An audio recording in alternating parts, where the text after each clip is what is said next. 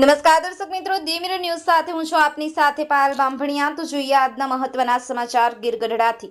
ગીર ગઢડાના ફરેડા ગામે વાડી વિસ્તારમાં દીપડો એક વૃદ્ધ મહિલા પર ત્રાટકતા મહિલાનું મોત। રાત્રિના સમયે મહિલા દિવાળીબેન માવજીભાઈ ઉંમર 75 વર્ષ જોગ્યા પોતાની વાડી પર સૂતા હોય અચાનક માનવ પક્ષી દીપડો આવી વૃદ્ધ મહિલા દિવાળીબેન પર ત્રાટકતા મૃત્યુ।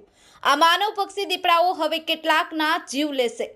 ગત રાત્રિના સમયે ગીર ગઢડાના ફરેડા ગામે ગીર ગઢડા રોડ પર વાડી વિસ્તારમાં કમલેશભાઈ જોગ્યાની વાડી પર તેમના માતૃશ્રી દિવાળીબેન સૂતા હોય તે સમયે અચાનક દીપડાએ દિવાળીબેનના માથાના ભાગ પર વાર કરી વૃદ્ધ મહિલાને મોતને ઘાટ ઉતાર્યા।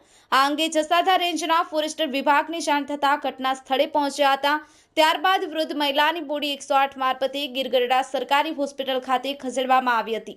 ફોરેસ્ટ વિભાગ દ્વારા માનવ પક્ષી દીપડાને પાંજરે પૂરવા કામગીરી હાથ ધરી હતી। વાડીના અલગ અલગ વિસ્તારોમાં પાંજરા પણ મૂકવામાં આવ્યા। હજુ દીપડો પાંજરે પુરાયો નથી।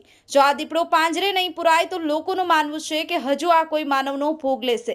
સંવાદદાતા સાગર કુમાર, દી મિરર ન્યૂઝ, ગીર ગઢડા। મારું નામ છે ગોરધનભાઈ સવજીભાઈ જેઠવા, ગામ ફરેડા, તાલુકો ગીર ગઢડા, જિલ્લો ગીર સોમનાથ। હું આ ગામનો માજી સરપંચ છું ગોરધનભાઈ। આજે મરણ થયા છે એ મારા દાદીમાં થતા। નામ શું હતું? નામ હતું દિવાળીબેન માવજીભાઈ જેઠવા। ને કેટલા વાગ્યા બનાવ બન્યો છે? આ બનાવ રાતના 2 વાગે। રાતના 2 વાગે। હા। અને આ બનાવ કઈ રીતના બન્યો છે જરી જણાવશો? ધાબા ઉપર સીધો ચડી ગયો દીપડો, નીચે ઉતરી ને માજી ઓસરીમાં હુતા હતા, સીધા એને લઈને ધોડ્યો કે મારા કાકા એક છે એ ધોડ્યા હતા, એ મૂકીને ભાગી ગયો। પછી મારા કાકાએ મને 2:30 વાગે 3 વાગે ફોન કર્યો કે આ રીતનો બનાવ બન્યો છે। એટલે મેં તાત્કાલિક રેન્જ ફોરેસ્ટર બાબરિયાને ફોન કર્યો, જસાધારને ફોન કર્યો, એ લોકો સ્ટાફ આવ્યો। પછી પાણીની ગીર ગઢડા પોલીસ આવી।